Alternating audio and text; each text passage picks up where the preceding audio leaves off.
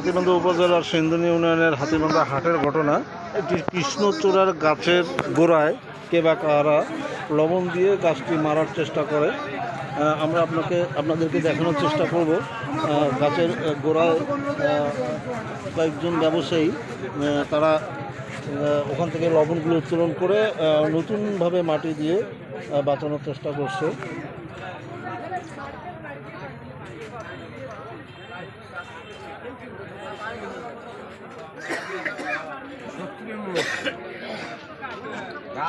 আচ্ছা, আপনাদের মধ্যে এই লবণ যে দিচ্ছে এটা কখন কে টের পাইছে?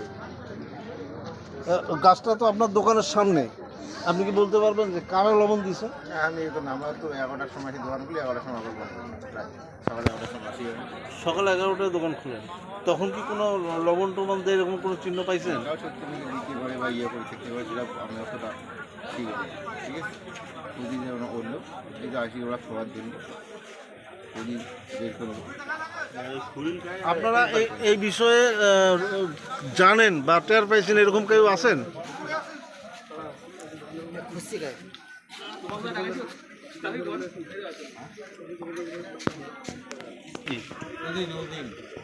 আচ্ছা, এই যে আপনার দোকানের সামনেই তো গাছটা, এই গাছের গোড়ায় লবণ দিছে কে বা কাহারা, এটা সম্পর্কে আপনি কিছু জানেন কি? না, আমি জানি না। আমি সবাই আগে দোকান বন্ধ করে আমি শুনি।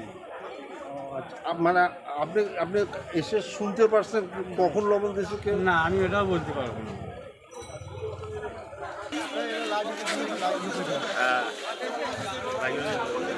ক্যামেরা বুঝে যাচ্ছে।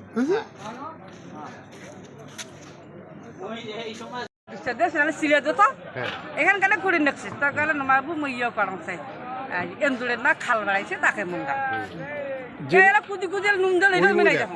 যে খুঁড়ছে তার নাম কি? ফুলচান। ফুলচান? হ্যাঁ। এটা কোন দিনকার ঘটনা? ঈদের না 3 দিন পর। ঈদের 3 দিন পর? হ্যাঁ, সেদিন শুক্রবারই বার। কখন খুঁজছে? 11টার সময়, সকাল 11টার সময়। হ্যাঁ। ওখানে অন্য কোনো লোক ছিল না, না? খালি মুই একালকার দোকান খালি খোলা।